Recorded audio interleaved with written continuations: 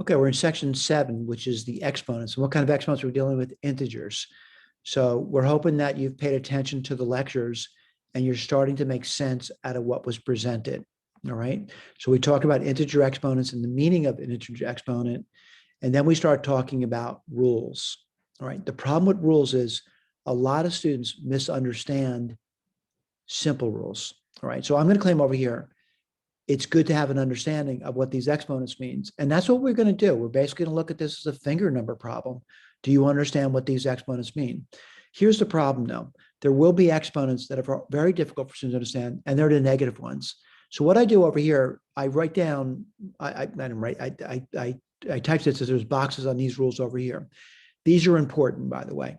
Again, we did go through this in lecture, but we need to drive these points across over here. This over here, though, I'd say is not to be memorized at this point. You're going to be thinking through the problems with finger numbers. They're really all finger numbers. What's the problem with negative exponents, though? They're not really finger numbers for most students. We have to rethink these negative in terms of positives. So we're going to think of negatives in terms of positives, negatives in terms of positives. Okay, we also talk about scientific notation at Essex County College. You're going to see this in your science courses, particularly chemistry and physics. Really big numbers, really small numbers, we prefer to write them in scientific notation. I'm not opposed to using a calculator, but you're going to still see me go through arithmetic without using a calculator. Again, sometimes I'll use a calculator if the numbers are really difficult. All right, let's go to the examples. And we're going to start with section 7, the examples, see if we can get through them. So let's go to that. And I'm going to do another share with you.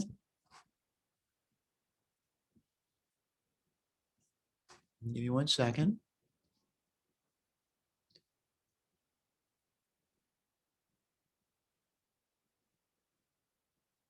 And we'll do one at a time.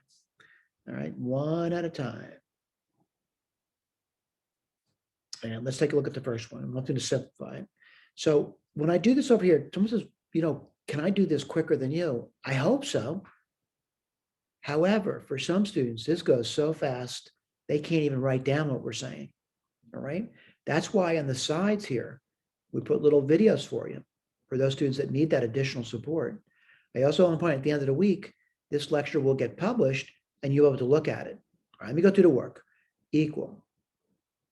I'm going to put the first parenthesis down. What do I got? -2. X to the 0 means there's no x's. And it's going to be 3x squared squared. All right, I'm going to do one thing at a time. So what are you going to do now? Well, I want to do this over here, which is -2 to the third power. Now, what does it mean? -2 is down 3 times, which would be -2 times -2 times -2. That would give me -8.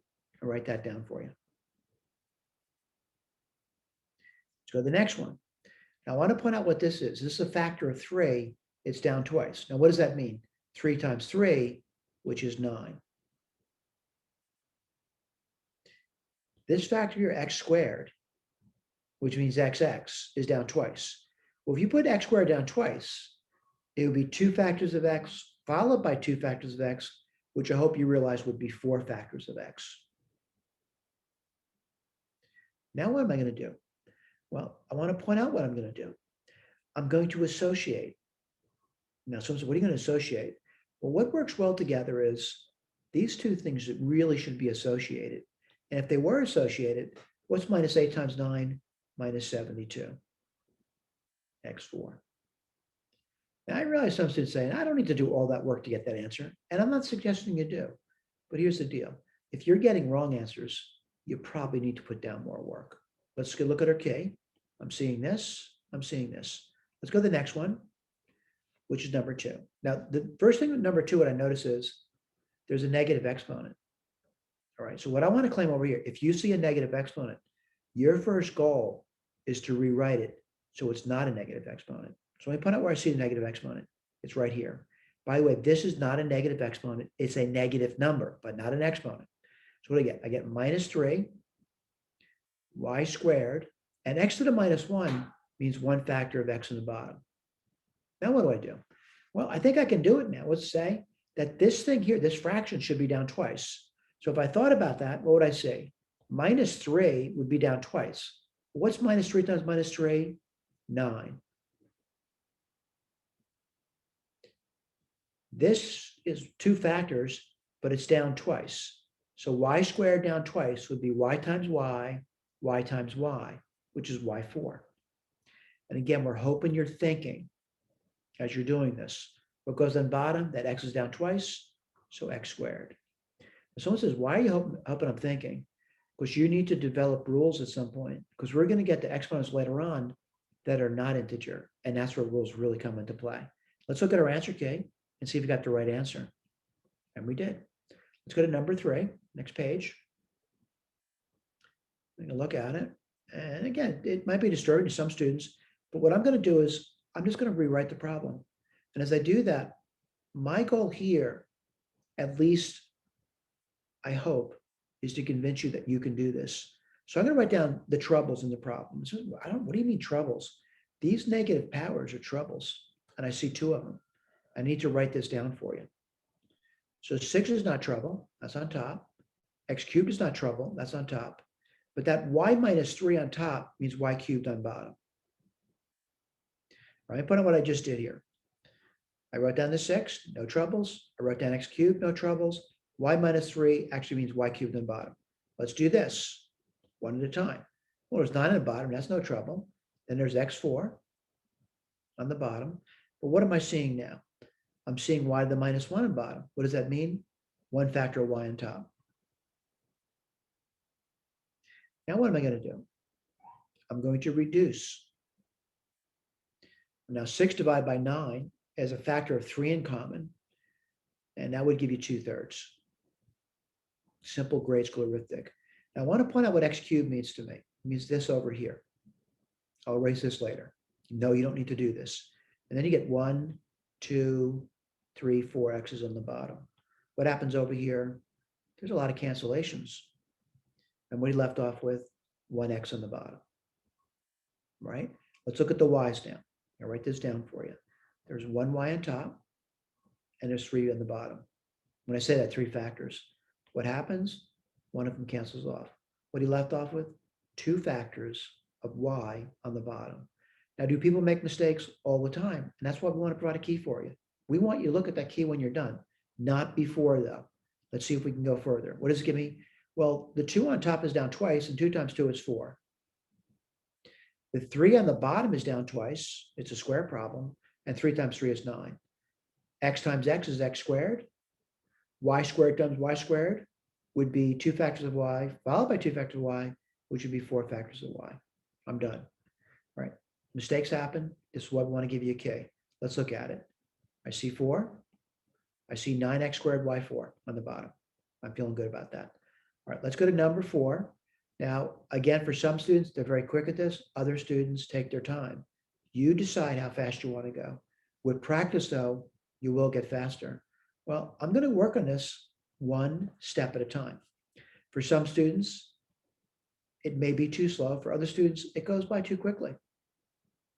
And this is why at the end of the week, if you want, you can come back and rewatch these lectures if you want, or simply watch the spot videos on the side. Now, I'm getting a little better at this. I'm not saying great at it, but I'm noticing right from the get-go, I'm seeing 4 divided by 6, and I can reduce that right away. All right, now what would you get? Well, 2 goes into 4, 2, it goes into 6 3 times. I'm going to write that down for you. All right, and then what I'm going to do, I'm concentrating the x's now. And I see a problem. I see x minus 2. Now, what does that mean? X squared would go on bottom. I'm going to write that down for you. But as I do that, I want to point out there's already x4 there.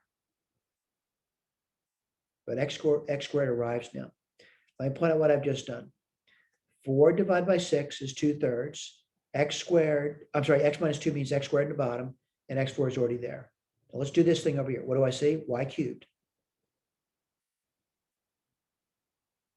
What do you see on the bottom? You see y minus 2. Well, you should know that means y squared at top. I'll put that down for you. I'm going to simplify it. Don't be discouraged. You can do this too. Now, someone says, I'm really nervous about the guy on the outside. Don't be. Just do what's on the inside. What do you get? 2. Well, y cubed followed by y squared, there would be 5 factors of y.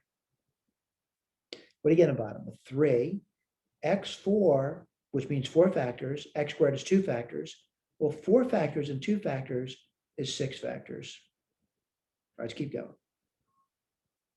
You see a negative power. What am I going to do? I'm going to write the reciprocal down to the third power. So 3x6, 2y5. One step at a time. The factor 3 is down 3 times. 3 times 3 times 3 is 27. The factor 2 is on bottom, but it's down 2 times. So 2 times 2 times 2, which is 8. We have the key. We'll look at that later. Now, when I put x6 down 3 times, I want to point out what I mean by that. You should realize it's basically just counting factors.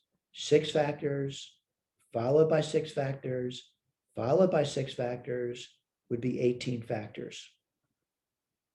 Look at the key later. Now, if I look at y5, that would be down 3 times too, right? 5 factors, followed by 5 factors, followed by 5 factors is 15 factors. Now, by the way, you're going to make mistakes when you're doing these problems. You're not going to be thinking, maybe you're going to be using rules inappropriately. And that's probably the biggest problem students have. They think they know the rules when in fact they have no understanding of it. That's why we spend so much time talking about counting. Let's take a look at our answer, see how we did. And so why do you look at that? Why don't you know you're right? I don't know I'm right. I'm going to look at it. So 27, x18, 8y15. Let's go to the next question, which is number 5. What I like about number 5, it's really a much simpler problem. There's no negative powers. So I'm going to claim this should be very easy for me to do. I like to do numbers followed by letters in alphabetical orders. I want to claim, though, that everything on top is a factor. 25 is a factor, x4 is a factor, y7 is a factor, z squared is a factor. Everything on bottom is a factor. 20 is a factor. When I say that, they're being multiplied. x5 is a factor, y9 is a factor, z8 is a factor. What I'm going to do, look for common factors. And what do I say? 25 and 20. Do they have a factor in common? Yeah, 5. So what do you get? 5 over 4. What I do, I cancel the factor of 5 in the 25 and a factor of 5 in the 20. Now, if you do the x4, I'll write this down for you. That means there's 4 factors on top. No, you do not need to write that down. And there's 5 factors on bottom. What's nice about this thing, there's a lot of cancellations. And what he left off with, 1 factor of x on bottom. Now let's do the y's. What do I see? 7. I'll write this down for you. No, you don't need to write this down. But I just put down 7 factors of y. Now I can put 9 factors of y down. 1, 2, 3, 4, 5, 6, 7, 8, 9. What I'm going to do now? Cancellations. I don't recommend doing this, by the way, but I want to point out it can be done, particularly if you're not understanding what's happening. We're hoping you do understand what happened, though. We hope for that. What are you left off with? 2 factors of y on the bottom. So let's see if we can do the z's now. Now, I'm not going to write that one down because I think I'm getting better at this. There's 2 factors on top, 8 on bottom, 2 would cancel off. I'd be left with 6 factors of z on bottom now. Again, it's important you start thinking about what you're doing. All right, let's get the key out. See how we did. I'm seeing the 5. I'm seeing the 4. I'm seeing the x, y squared, z6. Things are looking good. Let's go to number 6. And again, number 6, again, you may look at it and say, I don't know what to do with this.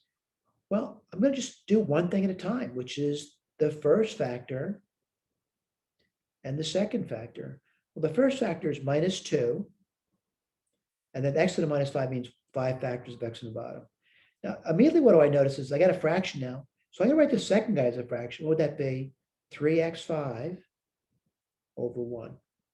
I'm going to multiply it. What do you get on top? Well, through an association, now we get minus 6x5. Someone says, what do you associate there? The minus 2 and the 3 is minus 6. What do you get on bottom? Well, 1 times x5 is x5. Now, I hope you realize that 5 factors on top would cancel 5 factors on bottom. And what he left off with, something pretty simple, minus 6. Again, look at the key to make sure you can agree with it. All right, let's go to the next page. looking at a problem. And I'm looking at number 7 now. I'll put my equal sign down, and I'm going to go through it one step at a time. I'm going to do, everything's a factor, by the way. 3 is a factor, x to the minus 2 is a factor, y is a factor on top. On bottom, 9 is a factor, x is a factor, and y is a factor. I'm going to start reducing. And 3 divided by 9, well, 3 goes into 3 once, and it goes into 9 3 times. Right, I cancel a factor of 3. Now I'm looking at the x's, and x minus 2 means there's 2 factors of x on the bottom now, but there was already 1 there, so I'm going to say there's 3 factors of x. All right, let me repeat that. X to the minus 2 on top means x squared on bottom, which means there's 2 factors, but there was already 1 factor there. So 2 plus 1 is 3, and the y's cancel off. Let's look at our k and see how we did. I'm seeing it. Let's go to number 8. And again, so you don't look at number 8 and say, I can't do that.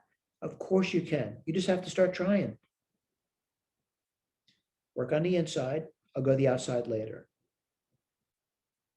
6 divided by 9. Well, there's a factor of 3 there, so I give you 2/3.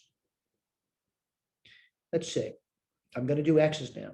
X minus 4 on top means x4 on bottom, but there's already an x on the bottom, so 4 arrive, 1's there. That means there's 5. Let's look at the y's. There's 1 y on top factor, and there's minus 4 on bottom, which means those 4 go to the top. So there's 1 there, 4 arrive. There's 5 of them. Let's do the z's. Z minus 1 on top means z is on the bottom, but there's already 2 there. So if 1 arrives and there's 2 there, there'd be 3 there.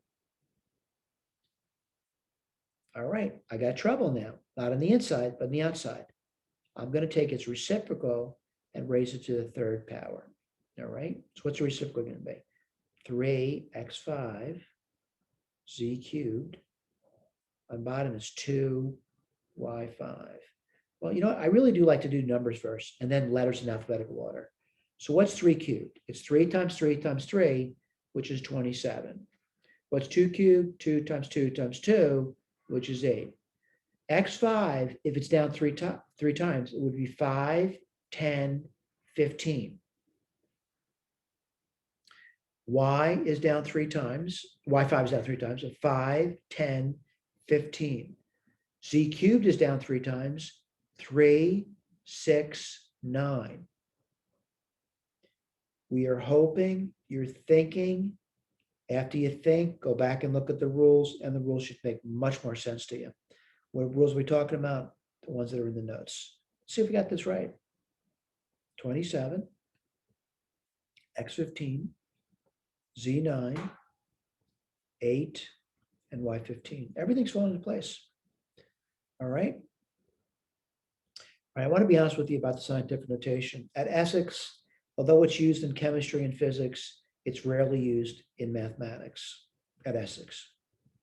What I want to do, though, is I want to write down what they're asking me to do. So they want me to use scientific notation to write the velocity of light.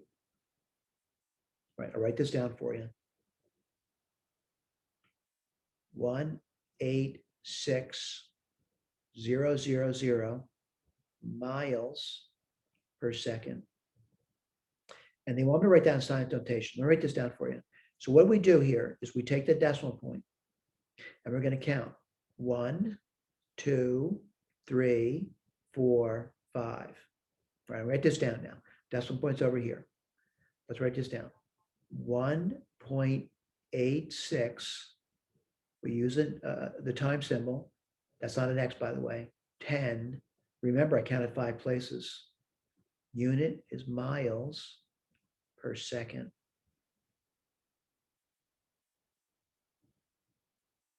Look at the key, and what do you see?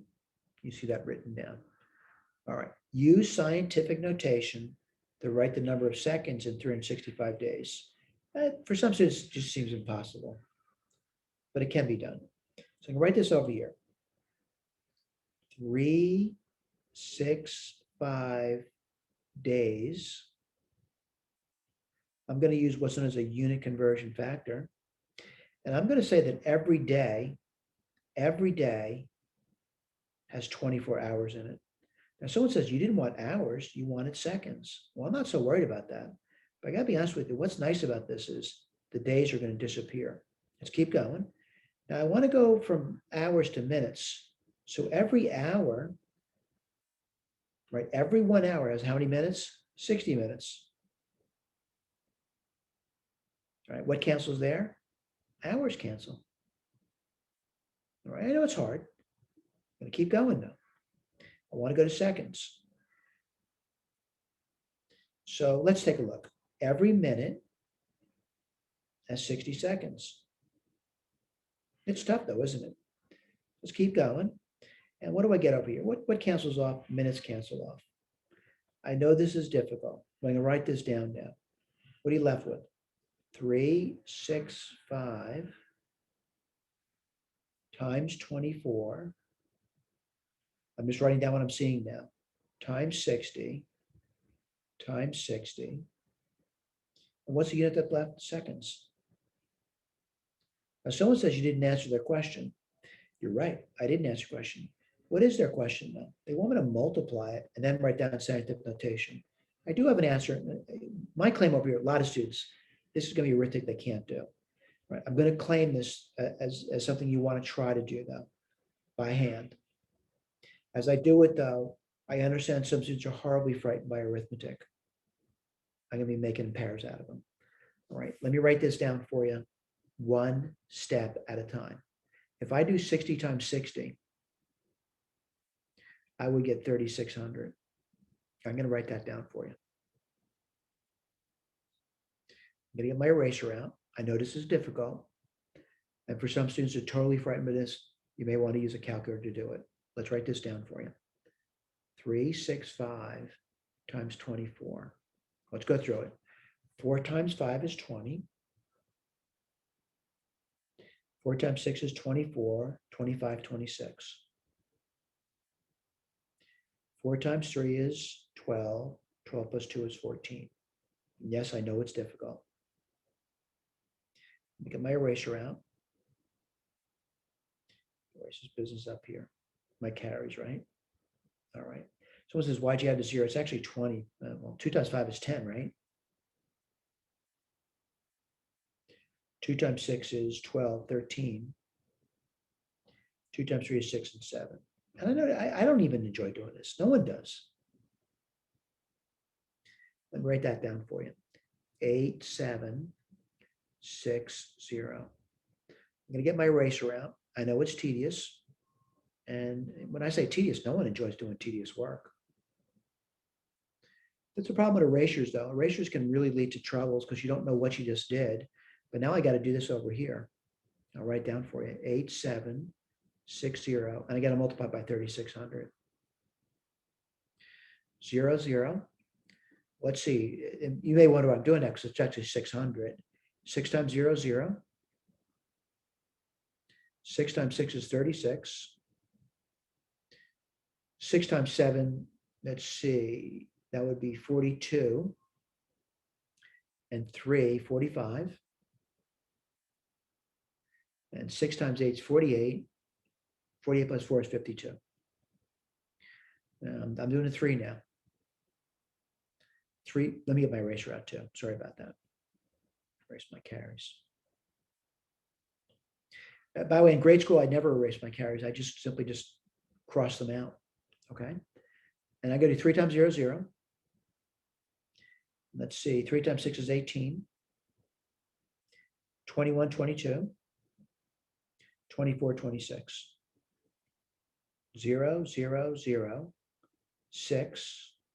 I hate doing arithmetic. I really do. 8 and 5 is 13. 5.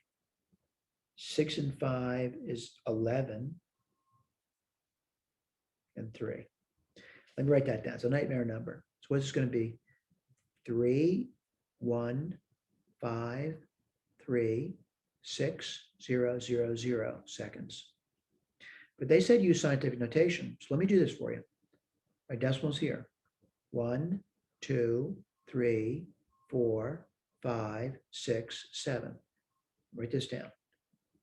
3.1536 times 10. Let me just point out what I did over there. I counted 7, right? So 3, 6, 7.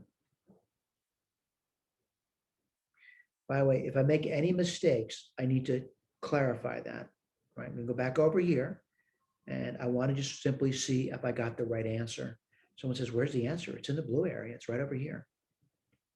So 3.1536 times 10 to the 7th, which is good news. Now, granted, I don't want to bore you with arithmetic. I'm just saying that you can do it. You can do arithmetic. All right. So what does it say? Use scientific notation to write the distance light travels in 365 days. It's almost a, how come it must have something to do with the prior two questions. So what am I really doing? And I'll write it down for you. It's really distance, and we've done this before, is rate times time. Well, do you know what its rate is? I do. And its rate is 1.86 times 10 to the 5th power miles per second times, well, what's the time through seconds and years? I just did that, right?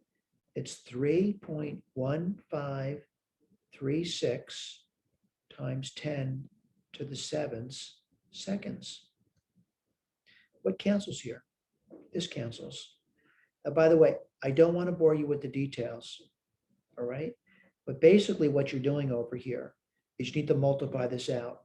Now, granted, it would be torture for a lot of students to multiply it out. But I hope you realize if you did multiply it out, you'd get something, all right?